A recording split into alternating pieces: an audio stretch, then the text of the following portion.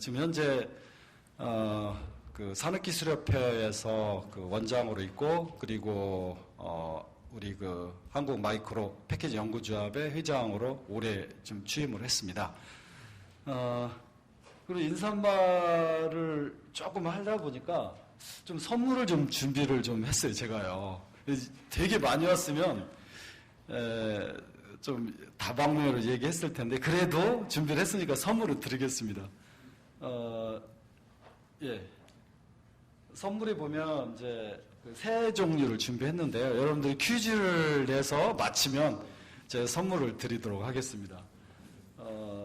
보시면 이게 뭐 김인권님이, 신영민님이 우리 되게 친한 친구들이거든요. 했더니 제가 제 생일 선물로 이걸 보내주더라고요. 네, 오늘 제가 준비한 자료는 패키징 쪽에서 요즘 헤테로지니어스 인티그레이션에 대한 얘기가 좀 많아서 그쪽 내용하고 그 관련해서 저희가 하는 일들을 조금 소개해드리려고 자료를 좀 준비해봤습니다. 발표 순서고요. 헤테로지니어스 인티그레이션이라는 것들이 사실은 하나의 IC를 만들지 못하는, 그러니까 웨이퍼를 만드는 소재가 다르거나 아니면 뭐 시모스나 멤스처럼 서로 공정이 달라서 하나의 IC를 만들지 못하는 것들을 마치 하나의 IC를 만든 것처럼 작게 만드는, 그러니까 어떻게 보면 저희 패키징 쪽의 사람들이 사용하는 용어도 같죠.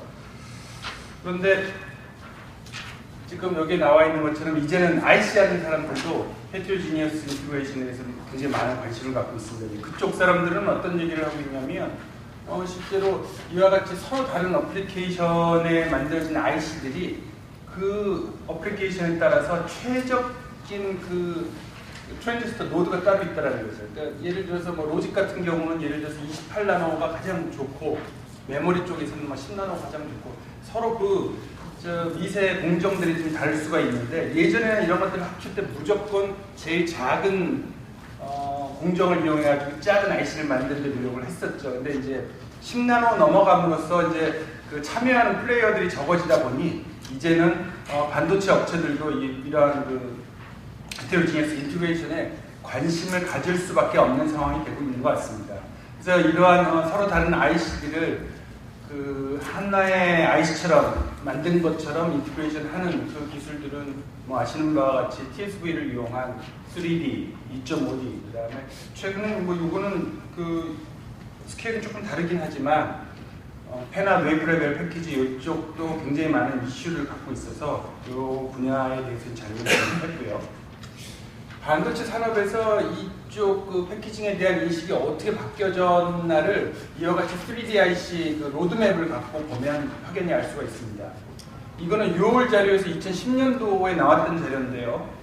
TSV에 대한 얘기가 아마 2005년, 7년 때서부터 얘기가 나왔고, 2010년도서부터는 이 그 로드맵을 갖고 아마 내년도서부터는 제품이 나올 거다라고 하면서 2014년도까지 매년 딜레이 되는 상황이었습니다. 그래서 그 당시만 해도 이와 같은 뭐 단지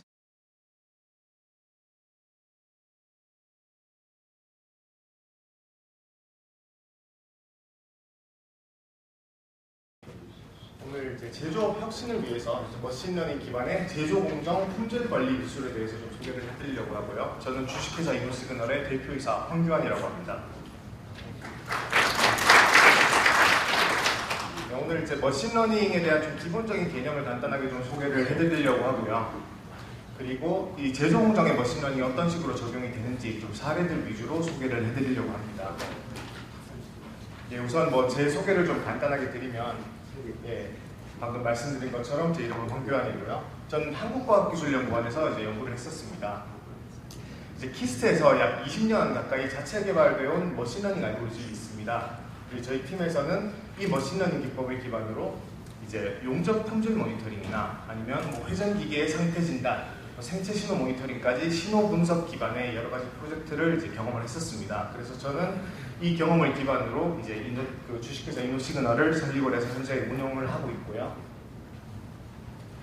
예, 이노시그널은 이제 자체 개발한 머신러닝 기법이 비주도 학습거든요. 자,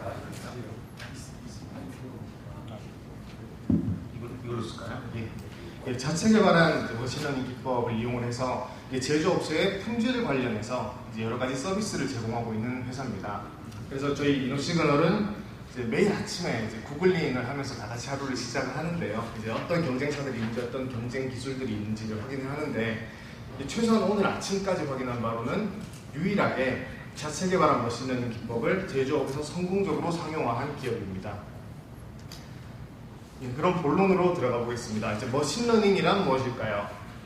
이제 그 워딩이 좋아서 이제 위키피디아에서 제가 좀 따왔는데 기계학습 또는 머신러닝은 인공지능의 한 분야로 컴퓨터가 학습할 수 있도록 하는 알고리즘과 기술을 개발하는 분야를 말합니다. 그러니까 쉽게 말씀드리면 컴퓨터가 학습을 통해서 예를 들어 이메일이 들어왔을 때 이메일이 뭐 스팸 메일인지 아닌지를 자동으로 판단할 수 있는 그런 로직도 만들 수가 있는 거죠. 그리고 이제 아서 사무엘이라는 분이 있는데 이분이 이제 IBM 최초의 상용 컴퓨터인 IBM 701이라는 모델이 있었습니다. 그 컴퓨터에 올라가는 세계 최초의 머신러닝 프로그램 체커스라는 걸 개발한 분입니다. 정말 머신러닝 역사에 큰 획을 그은 분인데 이분이 정의한 기계학습은 이렇습니다. 기계가 일일이 코드로 명시하지 않은 동작을 데이터로부터 학습하여 실행할 수 있도록 하는 알고리즘을 개발하는 연구 분야라고 정의를 했는데요. 쉽게 말씀드리면 기계가 데이터로부터 알아서 학습을 한다는 뜻입니다.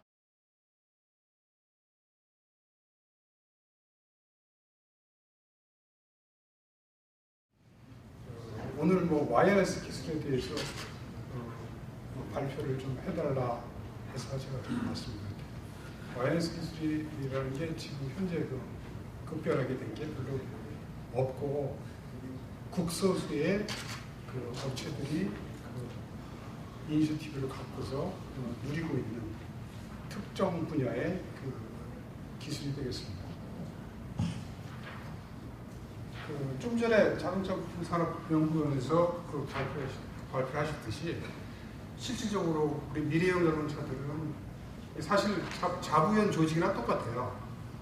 이거 지금 나와 있는 것이 미래형 자동차의 필수 기술 같은 경우는 전력기관 자동차 통합 시스템을 해가지고 실제로 미래형 자동차의 그 전력에 관련돼서 컨트롤하고 그 다음에 관리해서 변환시키는 시스템들에 대한 연구 개발이 이루어지고 있고 열제 응용 시스템에 대해서 부품 연구원이 개발하고 있고 그 다음에 전기, 기계, 소재 등 이런 것들 분야에서 융합에 관련된 기술들을 연구 개발 좀 하고 있습니다. 이런 연구 개발 또 그 다음에 자동차에서는 기본적으로 자율주행 있죠. 그 다음에 스마트 운전 제어 기술이 있죠. 그 다음에 이 모든 정보들을 융합하는 기술들이 있어요. 이게 다 융합이 돼서 스마트카를 지금 개발하고 있고 다음죠. 잘 안 들립니다. 안 들려? 죄송합니다. 소재 기술 쪽에도 실제로 연구 개발 기반을 구축하고 있고 그 다음에 고효율 신소재 부품화 개발을 좀 하고 진행하고 있고요. 미래형 자동차의 그 소재 기술들을 개발을 하고 있습니다. 이건 그 기관에서 개발을 일부 지금 하고 있고 우리 학계에서 아니면 기업 연구소에서 이런 쪽으로 개발을 계속 하고 있죠. 다음 장. 융합 부품에 관련돼서도 사실 개발하고 있습니다. 제어 성능 최적화 기술도 개발하고 있고 차량 플랫폼 그 최적화 설계 기술도 개발하고 있고 그 다음에 운전자 차량 주행 데이터베이스를 기반으로 한 그 주행 모드.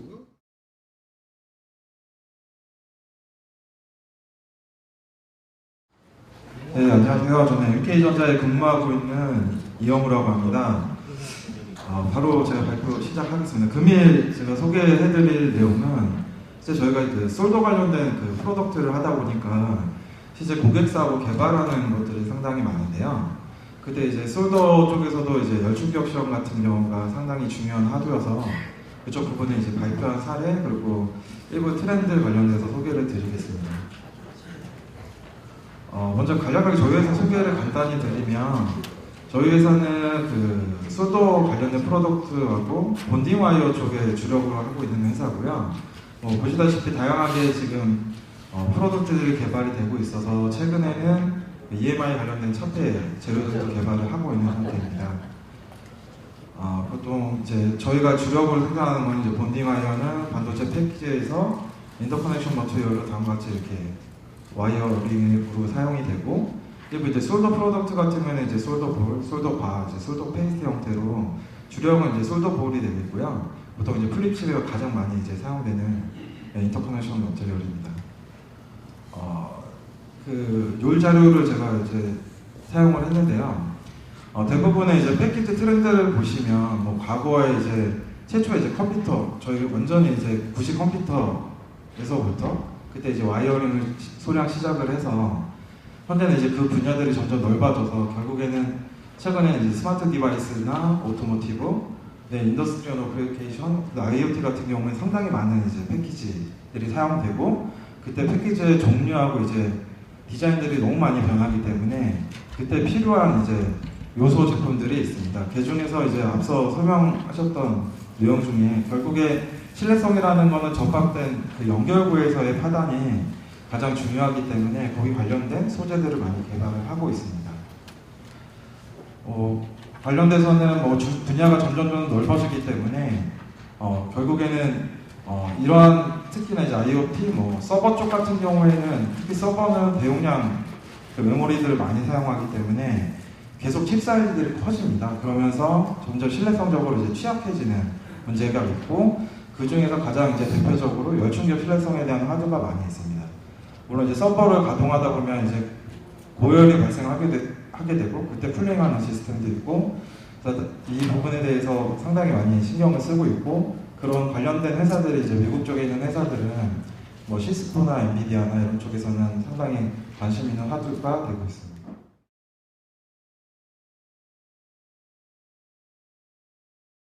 다시 한번 인사드리겠습니다. 램 서멀 시스템즈 코리아의 장용한이라고 합니다. 이 캠프에서 처음 그 세미나를 진행을 하는데 아마 처음 들어보신 회사도 있으실 텐데, 램이라는 회사는 그 독일에 그 베이스를 두고요. 그 유럽 쪽의 자동차 전자 고객사와 같이 굉장히 좀 오랫동안 그 일을 해왔고요. 그래서 지금 뭐 근래에 좀 많이 이슈가 되고 있는 그 진공 장비 관련으로도 지금 10년에서 한 15년 정도 그래서 자동차 전자 고객사들하고 같이 일들을 좀 많이 하고 있습니다. 그 관련해서 자료는 그 저희가 독일 쪽에 그 연구소가 따로 있고 닥터 멜이라고 하시는 분이 보통들 해마다 좀 세미나들을 고객사 쪽에 진행을 좀 많이 해서요. 그거를 가지고서 좀 진행을 하고요. 좀 되게 뭐 깊숙한 내용보다는 좀 경험적인 내용들을 가지고서 진행들을 좀 하겠습니다. 말씀드릴 사항은 오늘 주제가 이제 뭐 보이드 개선에 대한 설명이다 보니까 지금 보이드라는 게 좀 어떤 거고, 보이드가 좀 어디서 오고 있는 건지 실제 솔더링 공정에서, 그리고 그런 사항들이 그 어떤 영향력을 주고 이걸 좀 개선할 방향들은 어떤 사항들이 있는지 이런 부분을 좀 심플하게 좀 훑어가도록 하겠습니다.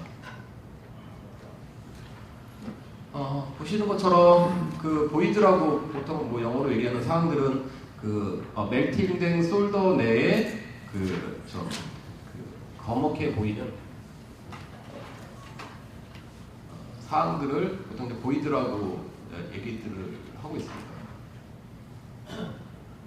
그리고 지금 IPC 스탠다드 기준에서도 마찬가지로 보이드에 대한 기준들을 설명을 좀 하고 있고요.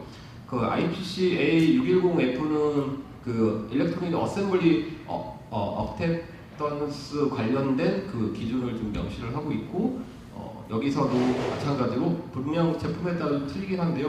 30% 이하의 보이드를 관리할 수 있도록 명령하고 있습니다. 마찬가지로 다른 사항들에서 뭐 어셈블리 프로세서라든지 디자인 컨셉에서도 관련된 사항들을 얘기를 좀 하고 있고요. 오늘 아침 8시부터요, 8분 연사님을 모시고 저희들 트렌드 분야, 반도체, 패키지, 자동차, 전장, 또 그다음에 트러블슈팅 분야, 그다음에 그 전신 견학 이런 걸 좀 하루 이렇게 진행을 했는데, 내년에 좀 더욱더 좀 알차고 도움되는 심포지엄을 준비해서요, 또 값진 어떤 여러분들의 어떤 시간을 이렇게 만들었으면 합니다. 자, 이것으로서요 2019년 캠프 심포지엄을 마치도록 하겠습니다. 감사합니다.